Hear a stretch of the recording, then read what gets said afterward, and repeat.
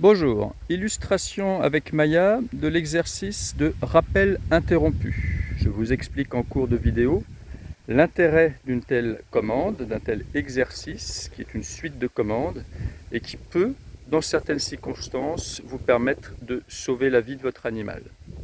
Je m'éloigne de plusieurs dizaines de mètres, 30 ou 40 mètres. L'intérêt ici est de comprendre que cet exercice se fait à distance. Voilà, je vais m'arrêter ici. Maya est à une trentaine de mètres. Je vais la rappeler et interrompre le rappel, c'est-à-dire lui demander de s'arrêter. Maya, viens! Stop! Coucher! Voilà, je lui ai demandé de se coucher et là commence l'explication de cet exercice. Imaginons que pour une raison X ou Y, votre animal soit parti. C'est-à-dire que manque d'attention, une raison plus forte que vous en termes de motivation fait que votre animal a quitté votre vigilance, est parti courir après un lièvre ou que sais-je. Alors typiquement, c'est le type d'attitude qu'on peut rencontrer dans les cas suivants. On vient de faire 500 km en voiture, le chien il a envie de se dégourdir les pattes. On arrive sur son lieu de villégiature, il y a un champ qui fait 400 mètres de large. À l'issue de ce champ, il y a une route, et puis derrière, un autre champ de plusieurs hectares. Votre animal est sorti de la voiture, il a repéré un lièvre dans le champ. Il se met à courir après le lièvre traverse la route au-delà des 400 mètres. Votre animal suit le lièvre, traverse la route et il est parti à 500-600 mètres de vous. Et vous, évidemment, de l'autre côté, eh bien, vous avez enchaîné les commandes avec plus ou moins d'autorité et surtout sous stress. Et c'est normal, vous n'avez pas envie de perdre votre animal, vous vous dites il a traversé une route, sur cette route, il y a des camions, il y a des voitures, et vous savez pertinemment que si votre animal rencontre un camion, rencontre une voiture, le choc ne va pas être à son avantage. Donc quand je parle de sauver la vie de votre animal, on y vient très précisément maintenant.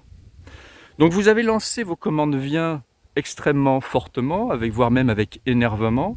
Votre animal revient vers vous en courant, puisque le lièvre il l'a lâché, le lièvre il s'est planqué dans un coin, votre animal il n'a rien trouvé du tout, et il revient vers vous sur base des commandes que vous avez faites. Seulement vous voyez bien que dans le cadre de ma petite histoire, pour revenir vers vous, votre chien va devoir retraverser la route.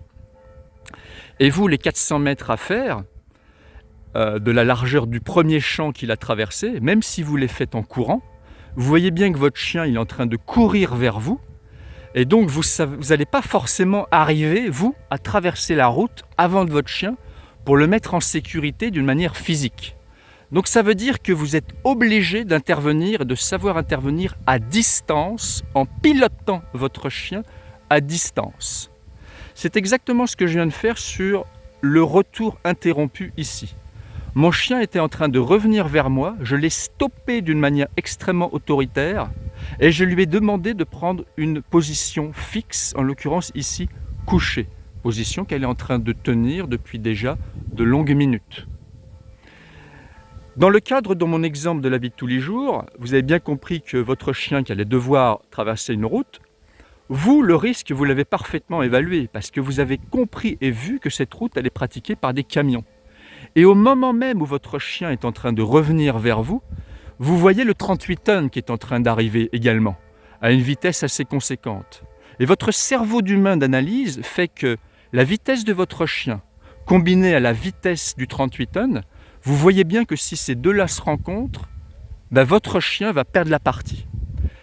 D'où l'intérêt que vous puissiez à distance, même si vous êtes à 300 mètres, de pouvoir gueuler comme il faut, et que votre chien soit habitué à faire ce stop d'une manière à ce qu'on laisse passer le 38 tonnes et une fois que le 38 tonnes est passé, éventuellement, soit on va récupérer son chien à pied, donc vous faites les 400 mètres de mon exemple à pied, soit on fait ce que je vais faire maintenant, c'est-à-dire qu'une fois que j'ai vu que le 38 tonnes est passé, qu'il n'y a plus de voitures sur la route qui risquent de rentrer en contact avec mon chien, alors je rappelle mon chien pour qu'il revienne vers moi.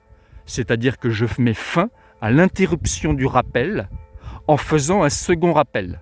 Maya, viens! Dessous. Très bien, ma belle. Oh oui, c'est bien. Ok, bah t'as pas eu le lièvre, mais tu as envie en tous les cas. Et tu es avec nous. Oui, c'est bien, ma belle. Ok. Fin de la vidéo. Bisous à tout le monde. Caresses à vos animaux. Ciao, ciao.